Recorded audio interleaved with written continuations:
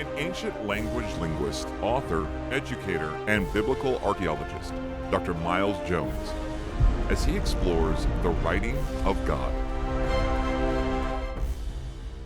Welcome to our teaching series on the writing of God.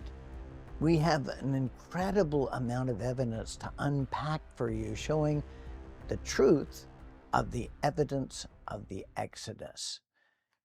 Taken from my book, The Writing of God, and from our archaeological survey that we just did.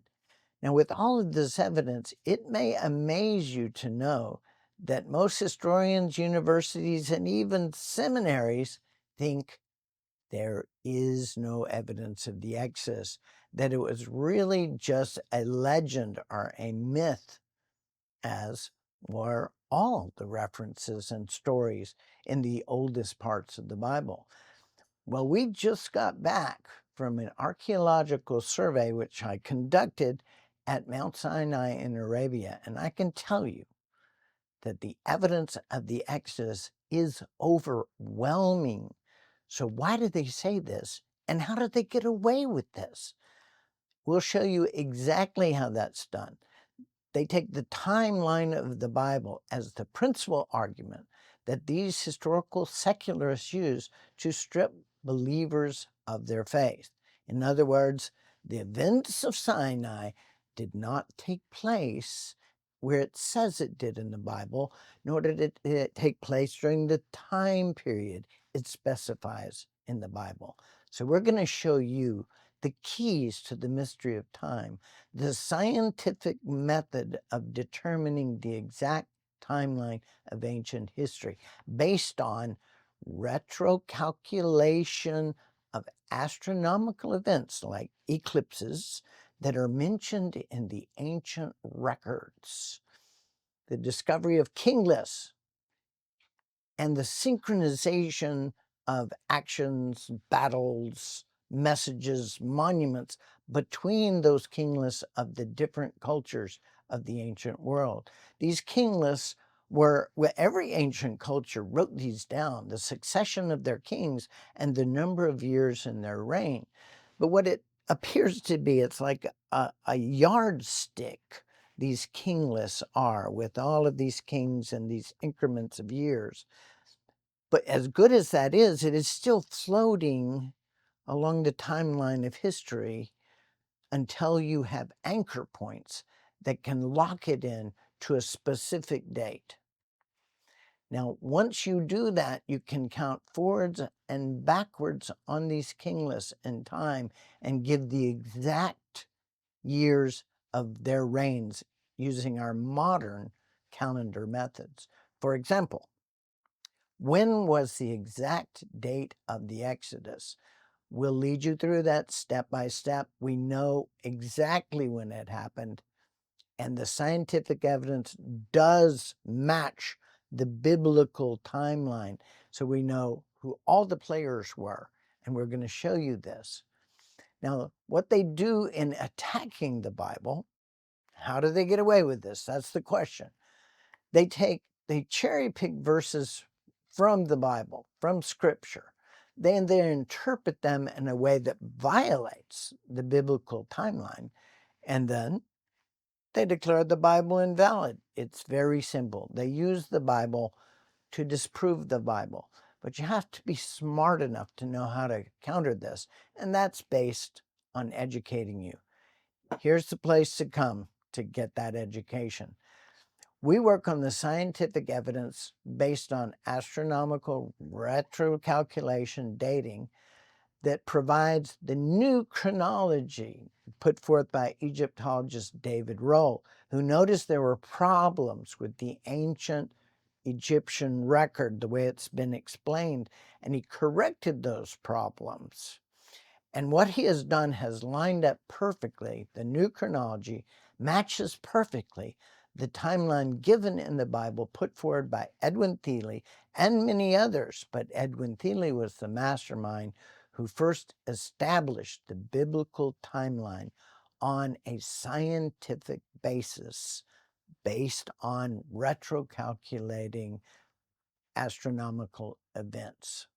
Let's take an example. It's widely assumed by secular modern historians that Ramses the Great, Ramses II, was the Pharaoh of the Exodus. I mean, we've all seen the movie, have we not? Well, according to the Egyptian record, he died after a very long reign, not a very short one, in his bed in Egypt. So he did not die at the Red Sea. Ramses the Great was not the Pharaoh of the Exodus. And that's proven by the Egyptian record. So it's obvious that many historians would be willing to actually twist the truth of history itself in order to invalidate the biblical story. So if Ramses was not the Pharaoh of the Exodus, well, who was?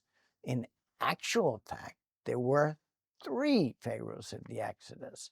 The first one, whose daughter pulled Moses out of the Nile in his basket and raised him as her own son.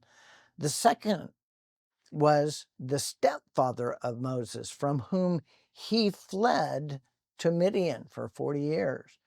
And the third one was the Pharaoh on the throne when he returned from Midian to free the Israelites and take them to the sacred mountain.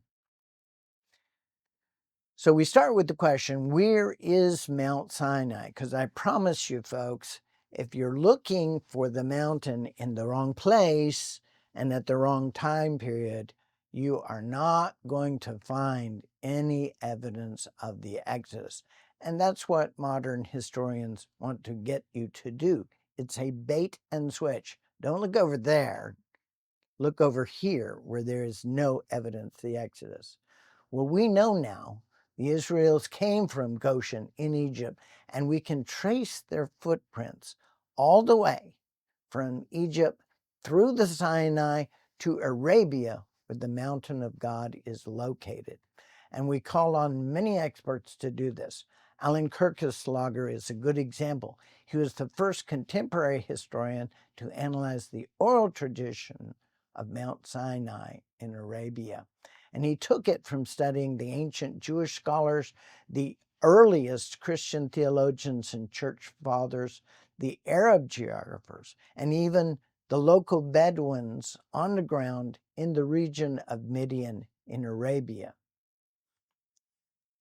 And his determination from all of this evidence, there's only one mountain that meets that criteria, and that is Jebel al-Lawz in Arabia. So we have put a giant pushpin on the world map, so you'll know where the real Mount Sinai is in Arabia. And we'll show you the evidence proving that it's not in Egypt, it's in Arabia, in Midian, exactly like it says it is in Scripture. And there you will find all of the things that are described in Scripture that are at the mountain, and there's quite a few. One of them, of course, is the split rock of Horeb, where Moses struck it and the water came from the depths of the earth enough to water all of the people and their animals and give them water to drink. The 12 pillars to the 12 tribes of Israel are found at Moses' altar at the base of Mount Sinai in Midian.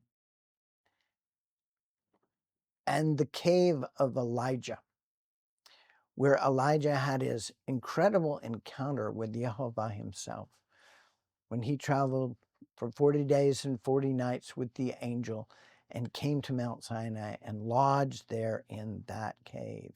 And the word of Yehovah came to him there. We'll look at the evidence that is along the pilgrimage path, including the Yod-Heh-Vav-Heh stone, the oldest artifact that will probably ever be found with the name of God written upon it. We'll follow the footprints of the Exodus, both those at the mountain and elsewhere where they have the 3 hash marks. The 3 hash marks are the letter Koph, which literally means the soles of their foot. They're marking where the soles of their feet have gone. And here's that same Koph written in an alphabetic inscription found at Rephidim as an alphabetic letter. We'll follow their cultural icons from Egypt all the way to the Holy Mountain. Here you see the depiction of the Apis bull ritual, which spread throughout the Mediterranean. This frieze is from Crete. You can see one of the acrobats grabbing the horns and another one who's just flipped over onto the back.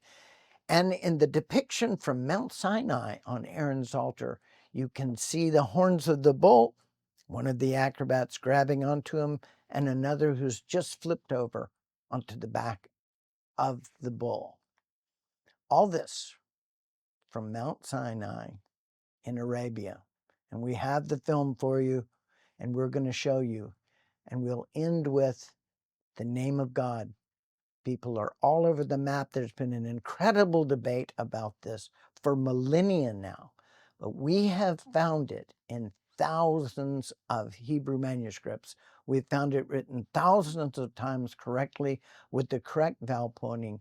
So we now know beyond any doubt that the correct name of God is Yehovah. This and so much more evidence we're going to unpack for you in this teaching series on the writing of God.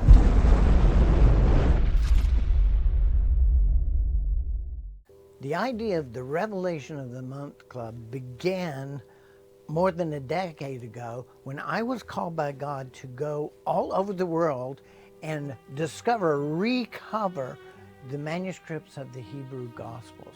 And I did so. I went to Israel, I went to England, I went to France, went to Spain, I went to Italy, and now we have members all over the world searching out these manuscripts so we can translate them and bring them to you. We're asking you to give us a small monthly donation so we can get these things to your door as soon as they are translated, long before they're published. You are our supporters. You get the first view at everything we do, whether it's translations or videos. You get it right there in your inbox, right in your home, every month as a member of the Revelation of the Month Club. Go to writingofgod.com to sign up.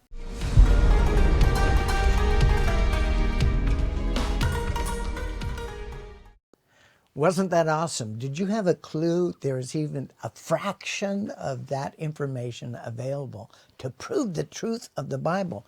Folks, we're talking scientific, physical evidence of the truth of the most important event of the Old Testament, the Sinai covenant. And we're going to take each one of those portions of evidence, we're going to break it down and analyze it for you. So we will see you next time on the Writing of God. Will you seek the Lord about becoming a partner to bring the message of the Writing of God to more people? Send your gift to The Writing of God, P.O. Box 294027, Kerrville, Texas 78029, or online at thewritingofgod.com. That's The Writing of God, P.O. Box 294047, Kerrville, Texas 78029, or online at thewritingofgod.com.